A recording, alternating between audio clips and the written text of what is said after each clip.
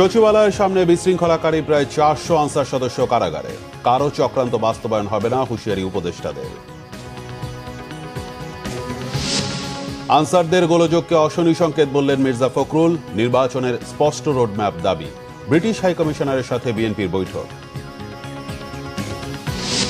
এবার ফারাক্কার 109 গেট খুলে দিয়েছে ভারত। রাজশাহী, পাবনা, সিরাজগঞ্জ সহ আশপাশের জেলায় বন্যার ঝুঁকি।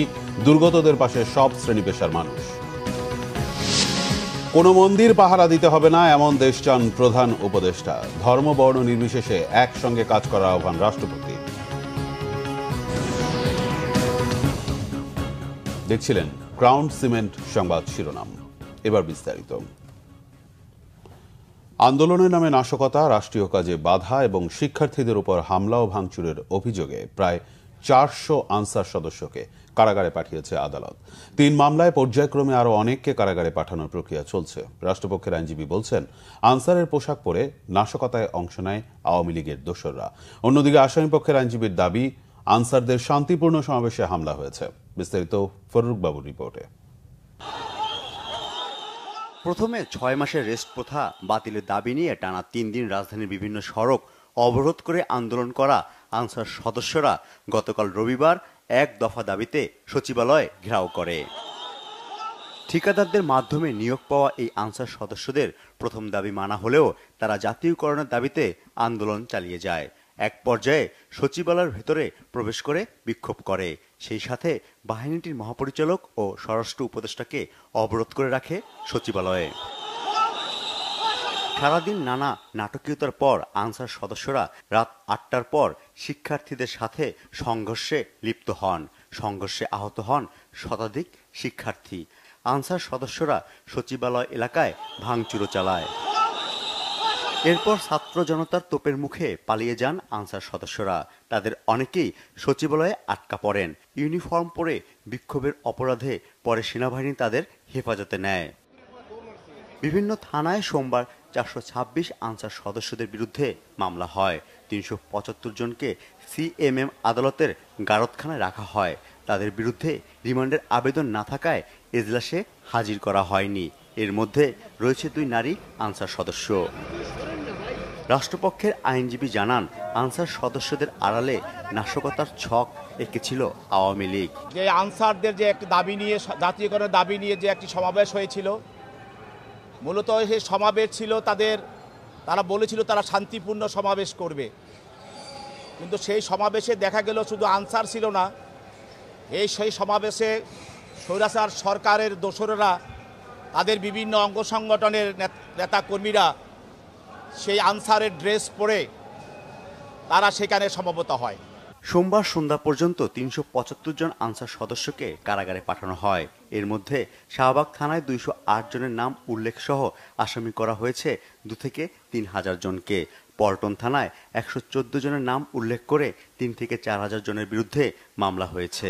এছাড়া রমনা থানায় 98 জনের নাম উল্লেখ করে অজ্ঞাত 2 থেকে 3,000 জনের বিরুদ্ধে মামলা করেছে ভুক্তভোগী ব্যক্তিরা ও পুলিশ। ফররুক বাবু, বাংলা ভিশন, ঢাকা।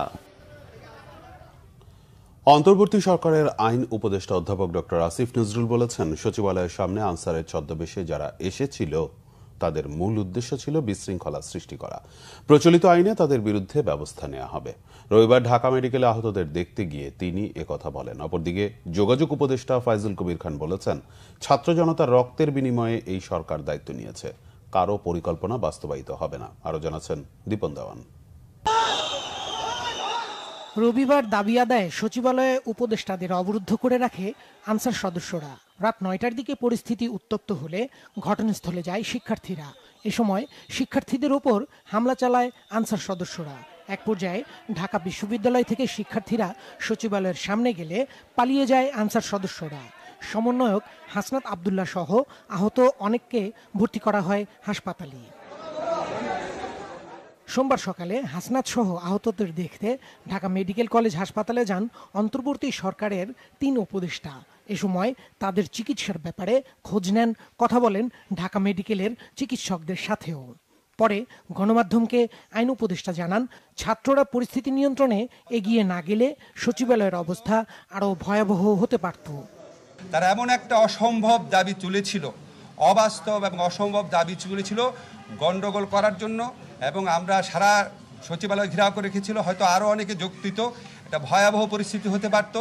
যারা অপশক্তির দোসর আছে, যারা বিভিন্ন ছদ্মাবরণে ছাত্র জনতার বিপ্লবকে নস্যাৎ করতে চায়, তাদের জন্য একটা বার্তা দিয়েছে যে এই দেশের ছাত্র সমাজ জাগ্রত রয়েছে, কোনো ষড়যন্ত্র সফল হবে না। বিভিন্ন ছদ্মাবরণে যারা এটাকে নস্যাৎ করতে চাবে তাদের বিরুদ্ধে আমরা তো প্রচলিত আইনে ব্যবস্থা নিব, প্রচলিত আইনে। এছাড়া ছাত্র সমাজ যারা আছে তারা জাগ্রত আছে, এই ছাত্র সমাজকে পরাজিত করা এবং তাদেরকে বিভ্রান্ত করা যাবে। যোগাযোগ উপদেষ্টা বলেন, দাবি আদায়ের মৌসুম চলছে দেশে, এখন সবাই দাবি নিয়ে রাস্তায় নেমে পড়েছে। যে নিয়মতান্ত্রিক পন্থায় আসুন, আমরা তো আলাপ করতে রাজি না। আমরা তো এমন তো কোনো সময় হয় নাই যে উপদেষ্টারা কিংবা কেউ কারোর সঙ্গে যোগাযোগ করতে ওনারা ব্যর্থ হয়েছেন, তা তো না। তাদের দাবিগুলো উপস্থাপন করতে ব্যর্থ হয়েছেন কিংবা আলোচনা করতে ব্যর্থ হয়েছেন, এমন তো কেউ বলতেছে না। তো সুতরাং আমরা এটা শুনতে রাজি আছি। ছাত্র জনতা রাজপথে রক্ত দিয়ে এই সরকারকে আনছে।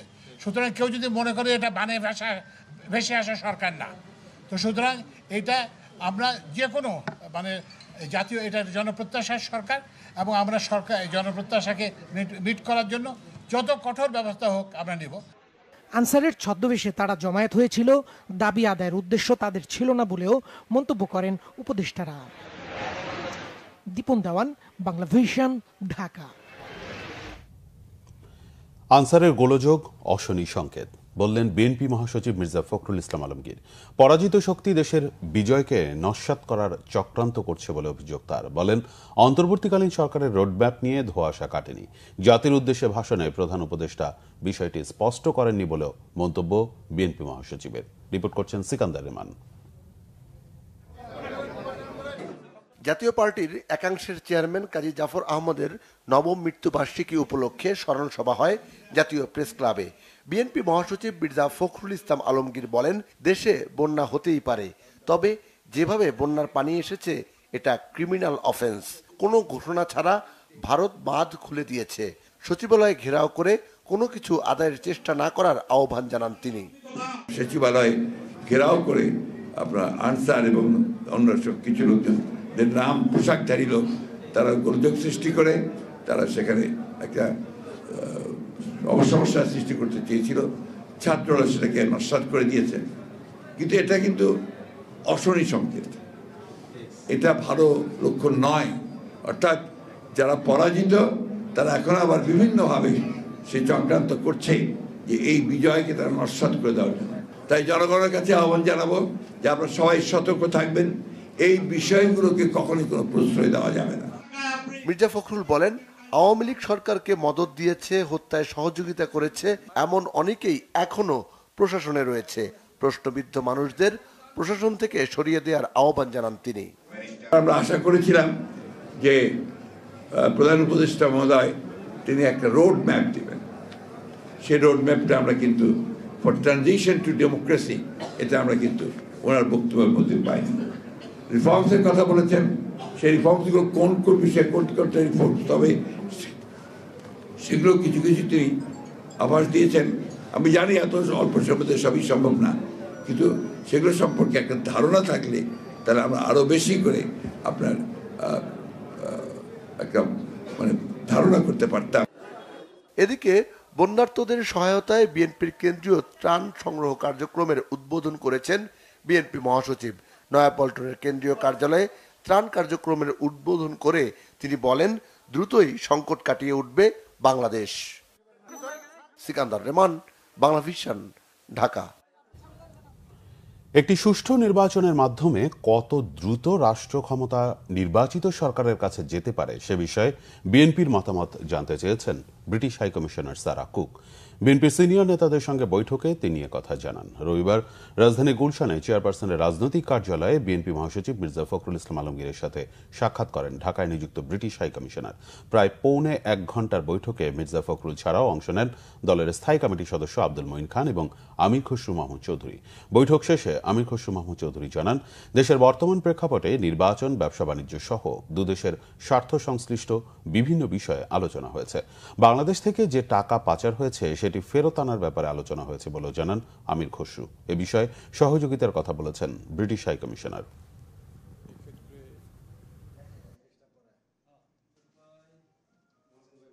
বাংলাদেশে একটি সুষ্ঠু নির্বাচনের মাধ্যমে ক্ষমতা একটি নির্বাচিত সরকারের কাছে যাওয়া এবং একটা জবাবদিহি সরকার বাংলাদেশে আসার ব্যাপারে তারা জানতে চেয়েছে এটা কত তাড়াতাড়ি করা সম্ভব এ বিষয়ে তারা জানতে চেয়েছিল। বিগত দিনে যে ছাত্র আন্দোলনে হতাহতের যে সংখ্যা এবং তার ব্যাপারে সেটার উপর আলোচনা হয়েছে এবং এগুলোর পরিপ্রেক্ষিতে যে বিচারের বিষয়টা সেটাও আলোচনায় আসছে। যে জাতিসংঘের পক্ষ থেকে যে ডেলিগেশন আসছে এই বিষয়টা কিভাবে আমরা অ্যাড্রেস করছি এবং দেশের মধ্যেও বিচারের বিষয়টা সম্বন্ধে তারা জানতে চেয়েছে। ত্রিপুরা রাজ্যের ডুমরুরের পর এবার ফারাক্কাবাধের ১০৯টি গেট খুলে দিয়েছে ভারত। এতে বাংলাদেশের রাজশাহী, চাঁপাইনবাবগঞ্জ, পাবনা, সিরাজগঞ্জ, কুষ্টিয়া, রাজবাড়ী ও মানিকগঞ্জ সহ আশপাশের জেলাগুলোতে বন্যার ঝুঁকি রয়েছে। তবে এখনই বাংলাদেশে বন্যার কোনো পূর্বাভাস নেই বলে জানিয়েছেন বন্যা পূর্বাভাস ও সতর্কীকরণ কেন্দ্রের নির্বাহী প্রকৌশলী। গঙ্গার পানির স্তর বাড়ায় বাঁধটি থেকে ১১ লাখ কিউসেক পানি ছাড়া হয়েছে। ভারতের দাবি, বিহার, ঝাড়খণ্ডের প্রবল বৃষ্টি হওয়ায় সেই পানির চাপ কমাতে সোমবার ফারাক্কাবাধের গেটগুলো খুলে দেওয়া হয়েছে। ফারাক্কাবাদ প্রকল্পের পানি বিপদসীমা পার করায় পানি ছাড়ার পরিমাণও বাড়ছে। বন্যা পূর্বাভাস ও সতর্কীকরণ কেন্দ্রের নির্বাহী প্রকৌশলী গণমাধ্যমকে জানান, ফারাক্কাবাধের পানি গঙ্গা দিয়ে প্রবাহিত হয়।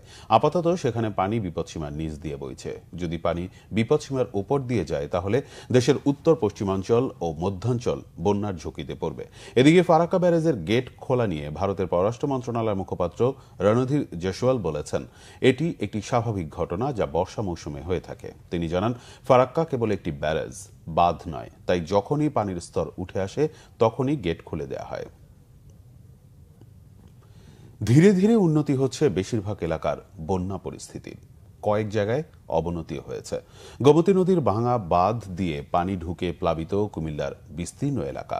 নোয়াখালীর কোম্পানিগঞ্জের মাঝদিহ বিভিন্ন উপজেলার বেশিরভাগ এলাকা তলিয়ে গেছে। সরকারি বেসরকারি পর্যায়ে ত্রাণ, খাবার পানি, ওষুধ বিতরণ অব্যাহত আছে। তবে প্রত্যন্ত দুর্গম এলাকায় ত্রাণ পাচ্ছেন না অনেকেই। চরম দুর্ভোগে বন্যার্তরা। প্রতিনিধিদের পাঠানো তথ্য ছবি নিয়ে ডেস্ক রিপোর্ট। কুমিল্লায় বাড়ছে পানিবন্দী মানুষের সংখ্যা। গোমতী নদীর ভাঙা বাঁধ দিয়ে পানি ঢুকে বুড়িচং, ব্রাহ্মণপাড়া উপজেলার বিস্তীর্ণ এলাকা প্লাবিত হয়েছে। পর্যাপ্ত ত্রাণ সামগ্রী থাকলেও নৌকা ও ট্রলার না থাকায় উপদ্রুত এলাকায় তা পৌঁছানো যাচ্ছে না। লাঙ্গলকোট, লাকসাম, মনোহরগঞ্জ, চৌদ্দগ্রাম, বড়ুয়া সহ বেশ কটি উপজেলায় বন্যা পরিস্থিতি অপরিবর্তিত রয়েছে। জেলায় ৭.৫ লাখ মানুষ এখনো পানিবন্দী। সিএনজি ব্রিজের উপরে ছিল, সিএনজি সিধা সরকার ওইদিকে চলে গেছে। নোয়াখালীতে বন্যার অবনতি হয়েছে।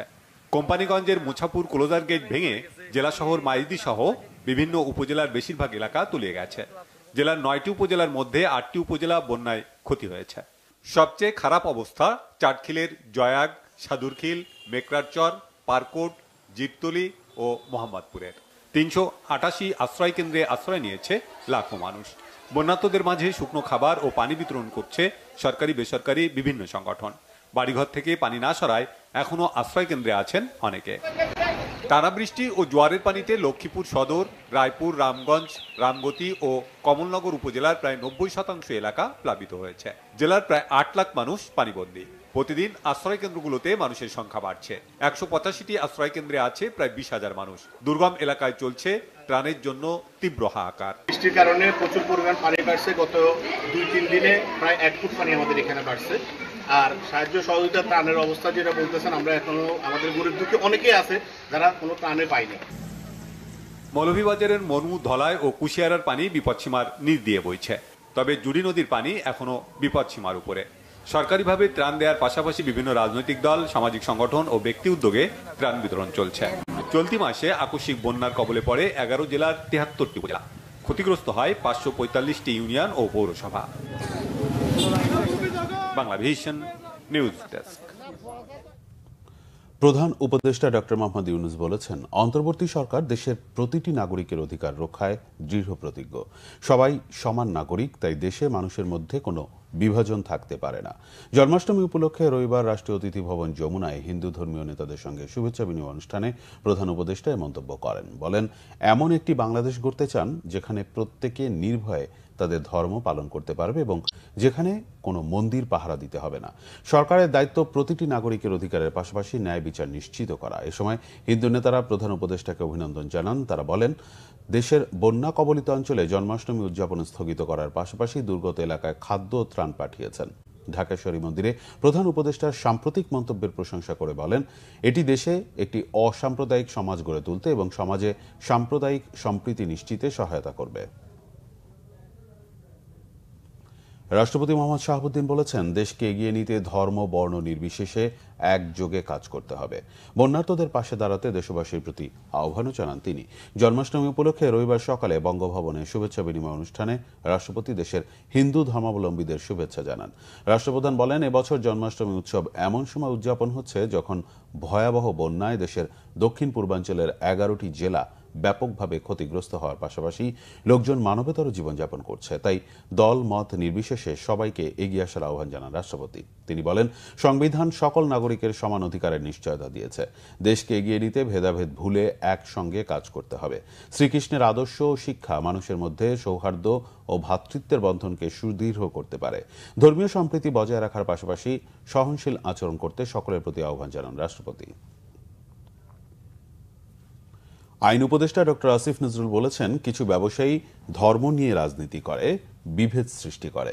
এসবের বিরুদ্ধে দেশের স্বার্থে সবাইকে এক হতে হবে। রাজধানীর পলাশীতে জন্মাষ্টমী উপলক্ষে শোভাযাত্রার উদ্বোধনী অনুষ্ঠানে ডক্টর আসিফ নজরুল কথা বলেন।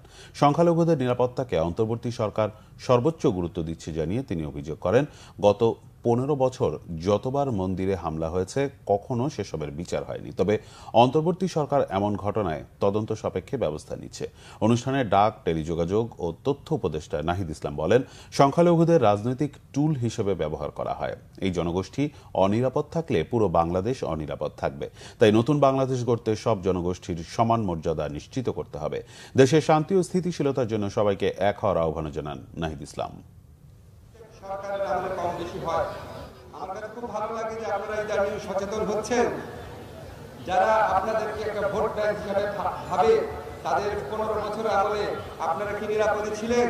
আপনাদের কতগুলো মন্দিরে আক্রমণ হয়েছে, অগ্নিসংযোগ হয়েছে, একটা ঘটনার কি বিচার পেয়েছেন? 15 বছর কি বিচারের জন্য যথেষ্ট সময় ছিল না? আপনাদের কাছে আমার কয়েকটা অনুরোধ জাস্ট। একটা হচ্ছে, আপনারা কারো রাজনৈতিক খুঁটি হিসাবে ব্যবহৃত হবেন না। আপনারা স্বাধীন মানুষ, স্বাধীন জনগোষ্ঠী, সবার সাথে আপনাদের সমান অধিকার আছে। আপনারা বরং রাজনীতিবিদদেরকে খুঁটি হিসেবে ব্যবহার করবেন। যে বাংলাদেশে সকল জনগোষ্ঠীর ধর্মীয় সংখ্যালঘু তাদের নিরাপত্তা দেওয়ার দায়িত্ব বাংলাদেশের সরকার, রাষ্ট্রের এবং সকল জনগণের এটি একটি দায়িত্ব।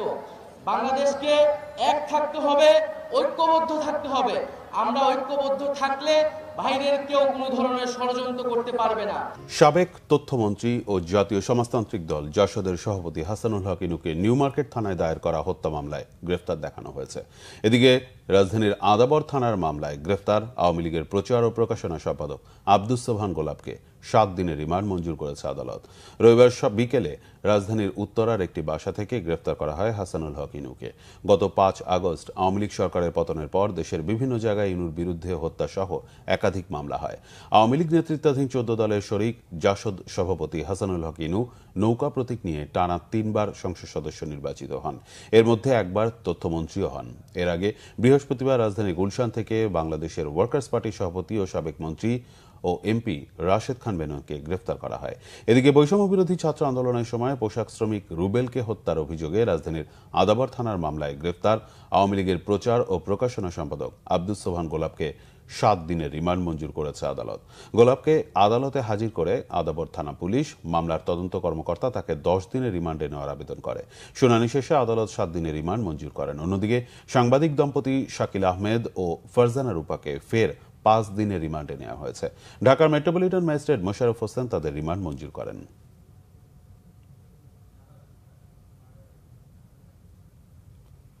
ছাত্র জনতার আন্দোলনে নিহত সাভার কাঁচা বাজারের 2 ব্যবসায়ীর পরিবারে চলছে কান্না। দিশেহারা তাদের স্ত্রী সন্তানরা। আন্দোলনে না গিয়েও কেন জীবন দিতে হলো বাবাকে? প্রশ্ন হতভাগ্য সন্তানের। হত্যাকারী পুলিশ সদস্যদের বিচার চায় তারা। সবার প্রতিনিধি নাজমুল হুদা শাহিনের পাঠানো তথ্য ছবিতে ডেস্ক রিপোর্ট। তার কথা স্বপ্ন ছিল আমার ছেলে মেয়েকে লেখাপড়া করাবো, অনেক কষ্ট করে সে লেখাপড়া করা ছিল। সে ছেলে বিশেষ ক্যাডার, তার কথা স্বপ্ন ছিল মেয়েকে ব্যাংকে চাকরি করাইবো। সে ছেলে মেয়েকে লেখাপড়া করা ছিল, কেন মারল তার? এই আহাজারি শারীরিক প্রতিবন্ধী সাভার কাঁচা বাজারের ব্যবসায়ী কোরবান শেখের স্ত্রী। 20 জুলাই সাভারে কারফিউ ভাঙে ছাত্র জনতা। আন্দোলনকারীদের ছত্রভঙ্গ করতে মুহুর্মুহু গুলি করে পুলিশ। এক পর্যায়ে বাজার বাস স্ট্যান্ডের রাজ্জাক কাঁচা বাজারে ঢুকে পড়ে পুলিশ। তাদের গুলিতে ঘটনাস্থলে মারা যান শারীরিক প্রতিবন্ধী মুরগি দোকানি কোরবান শেখ। এর একদিন পর মারা যান আহত দোকান কর্মচারী ফারুক। আমরা দোকানদারি করতেছি, বাজারে ভরপুর কাস্টমার ছিল, ঠিক আছে। পুলিশ আইসে সাইডে আমাদের একটা করছে, ঠিক আছে। আমি দোকানে ছিলাম, আমি এখান থেকে দৌড়ে মসজিদের কোনায় যা পলাইছে, এখানে আর কোনো কিছু দেখার মতো কিছু ছিল না। আমার আতরটা 5টা বাড়ি মারছে, ওই জায়গায় একটা, ওই জায়গায়, এই জায়গায় হাতের মধ্যে একটা, 5টা বাড়ি দিছে। আমরা বলতে স্যার আমরা তো ওই জায়গায় দোকানদারি করি, তারপর আমার উপরে পিস্তল ধরছে 10টা। আমরা কইতেছি ভাই আমরা দোকানদার, আমরা কিন্তু বেদল করি না, আমরা ব্যবসা করি, আমরা গুলি করি না। এরপরেও আমরা ইচ্ছা মতো গুলি করছি। আন্দোলনে না গিয়েও বাবাকে কেন জীবন দিতে হলো এ প্রশ্নের কোনো উত্তর খুঁজে পান না কোরবান শেখের সন্তান। জানলা দিয়ে পুরো পুলিশ ভিতরে প্রবেশ করে এলোপাতি একদম নিষ্ঠুরভাবে গুলি করে। এটা পুরো মার্কেটে ঢুকে তো গুলি করছে। মার্কেটের পিছনে যে দোতলা বিল্ডিং ছিল বরফকল, বিল্ডিংয়ের ভিতরে ঢুকে পুরো বেআইনিভাবে পুলিশ গুলি করে এবং আব্বুর বুকে গুলি করে। পুলিশ বিনা কারণে ব্যবসায়ীদের উপর গুলি করছে এবং জেনে বুঝে সম্পূর্ণভাবে। পুলিশ পেশাদারিত্বের সাথে দায়িত্ব পালন করবে, কোনো রাজনৈতিক দলের হয়ে কাজ করবে না, এমন প্রত্যাশা সাধারণ মানুষের। এই বাজারে অনেকেরই গুলি করছে এবং আমরা সবাই গুলিবিদ্ধ হয়েছি। তারপরে উনি এখানেই সাথে সাথে মারা যায়। এরপরের দিন ফারুক নামের আরেকটা ছেলে হাসপাতালে মারা যায়। এইভাবে অনেকেরই গুলিবিদ্ধ এখন হাসপাতালে আছে। আমরা এর বিচার চাই। ব্যবসায়ী ভাই নিরীহ, তারা দুজন মারা গেছে, একজনের পাও কেটে ফেলাইছে। আমরা অন্তর্বর্তীকালীন সরকারের কাছে আমাদের আবেদন যে আমাদের সুস্থ বিচারটা হোক, আমরা যেন পাই। বৈষম্য বিরোধী আন্দোলনে আহতদের সুচিকিৎসা নিশ্চিত করা এবং নিহতদের পরিবারের পাশে দাঁড়াতে সরকারের প্রতি দাবি জানিয়েছে সাভারবাসী। Bangla vision news desk. সংবাদ শেষ করব ক্রাউন সিমেন্ট শিরোনামগুলো আরেকবার জানিয়ে। সচিবালয়ের সামনে বিশৃঙ্খলাকারী প্রায় 400 আনসার সদস্য কারাগারে, কারো চক্রান্ত বাস্তবায়ন হবে না, হুঁশিয়ারি উপদেষ্টাদের। আনসারদের গোলযোগকে অশনি সংকেত বললেন মির্জা ফখরুল। নির্বাচনের স্পষ্ট রোডম্যাপ দাবি, ব্রিটিশ হাইকমিশনারের সাথে বিএনপির বৈঠক। এবার ফারাক্কার 109 গেট খুলে দিয়েছে ভারত। রাজশাহী, পাবনা, সিরাজগঞ্জ সহ আশপাশের জেলায় বন্যার ঝুঁকি, দুর্গতদের পাশে সব শ্রেণী পেশার মানুষ। কোনো মন্দির পাহারা দিতে হবে না, এমন দেশ চান প্রধান উপদেষ্টা। ধর্মবর্ণ নির্বিশেষে একসঙ্গে কাজ করার আহ্বান রাষ্ট্রপতি। এই ছিল এখনকার মতো। পরের সংবাদ সকাল 10টা, এর আগে 9টা রয়েছে নিউজ টপ 10 দেখার আমন্ত্রণ রইল। এছাড়া বাংলা ভিশন সংবাদ ও সংবাদ সংশ্লিষ্ট অনুষ্ঠান দেখতে ভিজিট করুন www.bvnews24.com ও facebook.com/banglavishnnews এবং সাবস্ক্রাইব করুন youtube.com/banglavishnnews। ধন্যবাদ।